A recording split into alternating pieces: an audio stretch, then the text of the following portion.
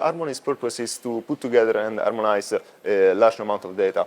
So I think that it will be useful both for frequent diseases and the rarest ones, like APL, the disease I deal with.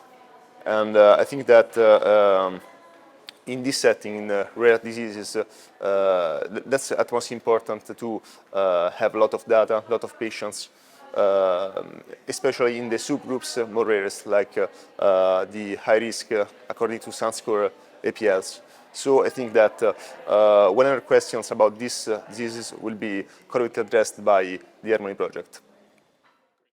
We're at an early stage of the mapping of the data, but I think that at the end, in the next few weeks, we'll be reaching nearly 1,000 patients. So I think that we're gonna answer the first questions, building the first strong evidences.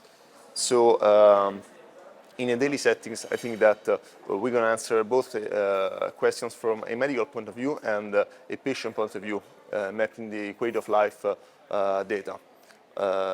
So maybe we're gonna answer first of all the question about the ATO, trioxyarsenic, when is the correct setting in using it, whereas it's toxic, more or less toxic than chemotherapy, and I think with practice we will answer more and more questions in the time.